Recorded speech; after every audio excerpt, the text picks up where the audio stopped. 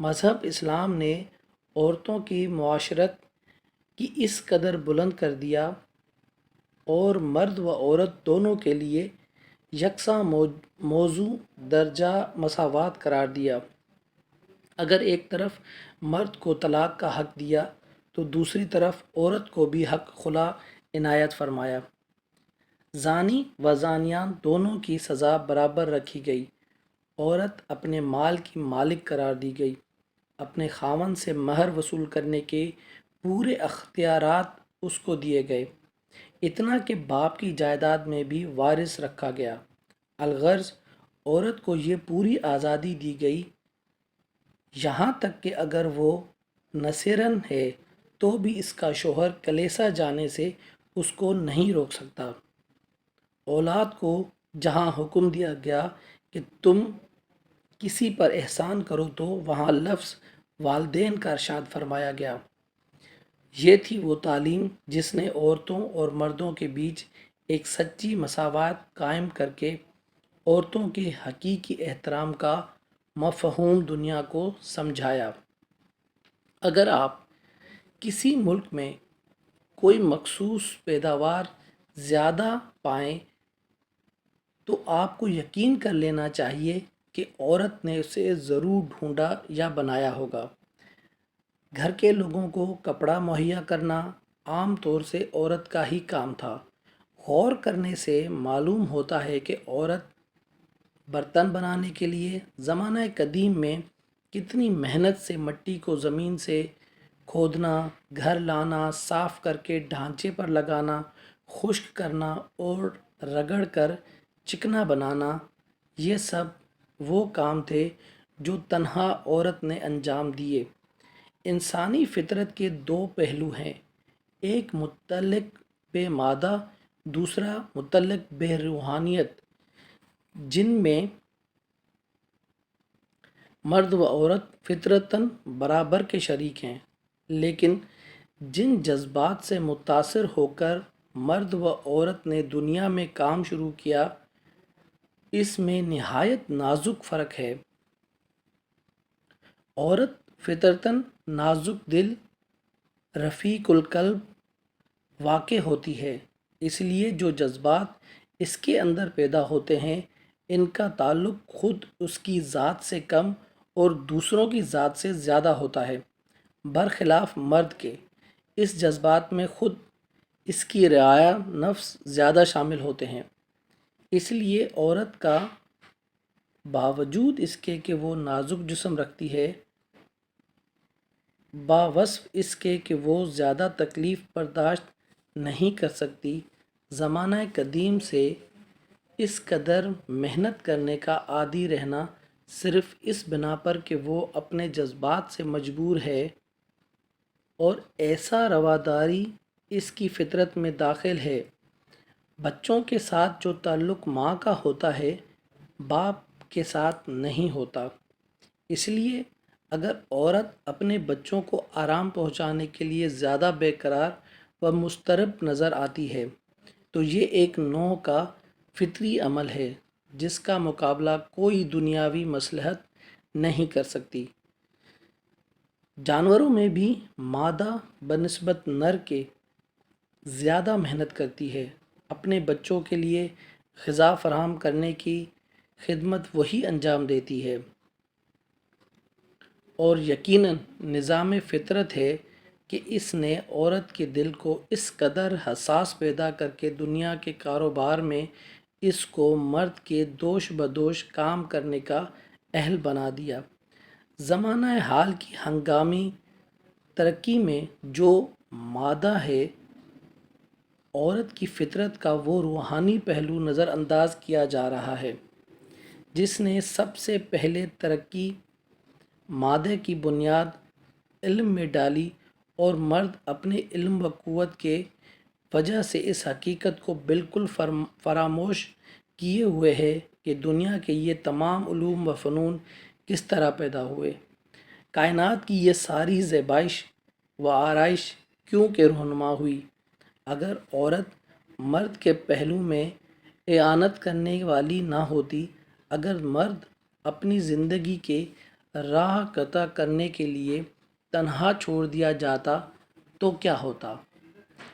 اس سوال کا جواب بہت آسان ہے۔ اگر عورت کی تاریخ قدیم کو پیش نظر رکھ کر اس کی خدمات، اس کے فراست و ذہانت کے کارناموں اور اس کی شب و روز کی سخت محنتوں کو سمجھا جائے، جس وقت عورت دنیا میں آئی اس وقت اس نے مرد کے ساتھ ساتھ سوچنا شروع کیا کہ زندگی کیوں کہ بسر کی جا سکتی ہے، اور اس وقت تک کہ اس کی کوئی اولاد نہیں، وہ اور مرد دونوں اس فکر میں مساوات کا درجہ رکھتے تھے۔ لیکن اس سے اندازہ ہو سکتا ہے کہ عورت مرد کے لیے کیا کیا قربانیاں نہیں دے سکتی۔ زمانہ قدیم کی کسی تاریخ میں کوئی مثال ایسی نہ پاؤ گے کہ مرد نے عورت کی شدید ترین تکلیف کو اپنے خفیف جسم سے بھی کم کرنے کی کوشش کی ہو۔ اگر زمانہ وحشت میں کوئی سخت ترین وقت عورت کے لیے تھا تو وہ وفا حمل کا وقت تھا۔ قریب قریب تمام وحشی اقوام میں یہ دستور جاری تھا کہ جب بچہ پیدا ہونے کا زمانہ قریب آ جاتا تو وہ تنہا جنگل میں نکل جاتی اور اس وقت تک واپس نہیں آتی تھی جب تک وہ وفا حمل سے فارغ نہ ہو جائے۔ جب بچہ پیدا ہونے کے بعد وہ اپنی جھونپڑی کو واپس آ جاتی تو اس سے کوئی سوال نہیں کیا جاتا تھا۔ بہت کم قومیں ایسی تھیں جن میں عورت کے ساتھ کوئی جنگل جاتا ہو اور اس وقت میں کوئی اس کی مدد کرتا ہو۔ مردوں کے کارنامے ہزاریں کتابیں لکھی گئی ہیں اور لکھی جائیں گی، لیکن افسوس ہے کہ عورت کے صبر و تحمل، عورت کی محنت و کاوش، عورت کی محبت و خلوص اور اس کے جذبات کی داستانیں نہیں لکھی جاتی اور نہ ہی سنائی جاتی ہیں۔ عورتوں کو یہ حقیقت ذہن نشین کر لینی چاہیے کہ اگر خدا نے ان کی جنس کو مردوں کی جنس سے مختلف بنایا ہے تو یقیناً اس کا مقصد یہ بھی تھا کہ عورت جو فرائض اپنے لیے مقرر کر لے وہ مردوں کے فرائض سے جدا ہوں۔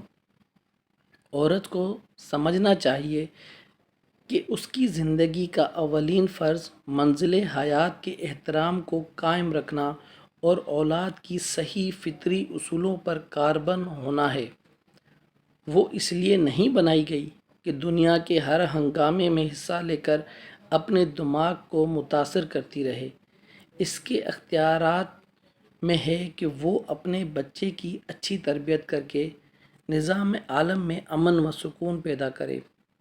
تاریخ اٹھا کر دیکھیں تو معلوم ہوگا صحیح ترقی کا زمانہ وہی تھا جس میں عورتیں بہتر حالت میں تھیں۔ عورت کی ترقی اور قوم کی ترقی ایک ہی ہے۔ اسی طرح قوم کا بدتر زمانہ وہ ہے جس میں عورت کا احترام ختم کر دیا، اور اسی طرح خود عورت ہی اپنی عزت و قوت بھول گئی۔ دنیا کا معاشرتی نظام سب سے پہلے عورت ہی نے قائم کیا۔ اس کی ابتدا اگر کسی تعلق سے ہوئی تو وہ ماں اور اس کے بچے کا تعلق ہے، جو نہ صرف زمانہ قدیم میں بلکہ آج بھی معاشرتی زندگی کا بڑا شاندار منظر ہے۔ اگر فلسفے کے نقطہ نظر سے کوئی شخص اس مسئلے پر غور کرے گا تو وہ ضرور یہی نتیجہ حاصل کرے گا کہ دنیا کی کوئی قوم اس وقت تک ترقی نہیں کر سکتی جب تک خود عورت کو ترقی کا خیال نہ ہو۔ چونکہ اولاد کی تربیت عورت کے سپرد ہے، اس لیے ظاہر ہے کہ وہ ترقی کی صحیح اصولوں کو نظر انداز کر دے گی، تو پھر قوم کے فرزند ہرگز اس قابل نہ ہو سکیں گے کہ وہ دنیا میں کچھ کام کریں اور اپنے عروج و زوال کے مسائل پر غور کر سکیں۔ عورت کے اختیار میں ہے، چاہے وہ اپنے بچوں کی اچھی تربیت کر کے قوم کے مستقبل کو شاندار بنا دے، چاہے وہ اپنی اولاد کی اخلاقی حالت سے غافل ہو کر اس کو تباہ و برباد کر دے۔ عورت کے جسم و دماغ کی ساخت ہی صرف اس لیے نازک بنائی گئی ہے تاکہ وہ دنیا کے ان ہنگاموں میں حصہ نہ لے سکے جن کا مقابلہ کرنے کے لیے صرف مرد واضح کیا گیا ہے۔ اس کا کام ان جذبات کی پرورش کرنا ہے جن کا تعلق امن و سکون ہے، نہ کہ شور ہنگامے سے۔ اگر عورت مرد کے دوش بدوش تمام مردانہ مشاغل میں حصہ لینے کے لیے آمادہ ہو جائے تو ہم نہیں کہہ سکتے کہ وہ ان کو پورا نہیں کر سکتی، لیکن یہ ضرور ہے کہ وہ اقضائے فطرت کے خلاف چلنے والی کہلائی جائے گی، اور کائنات کا نظام جس میں نازک و نرم دونوں پہلو برابر رکھے گئے ہیں سب درہم برہم ہو جائے گا۔ آج کے دور کے حساب سے یہ کہنا بہتر ہوگا کہ عورت اپنا جائزہ لے اور اپنی حقیقی عظمت کا راز سمجھے۔ وہ وقت جب عورت نہ رہے گی بڑا سخت وقت ہوگا، اس حال میں کہ وہ مرد بھی نہیں بن سکتی۔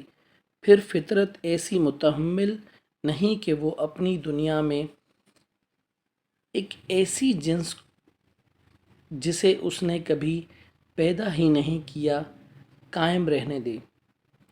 میرے خیال میں عورت کی تاریخی قربانیاں، جذبات، ہنر، علم، محنت، محبت اور سچائی ہمیں بتاتی ہے کہ ہم بھی عورت کو وہی عزت و مقام دیں جو قدرت نے اسے بخشا ہے، اور عورت بھی اپنا اصل مقام تلاش کر کے اس دنیا کو سنوارے اور اپنا بھرپور کردار ادا کرے۔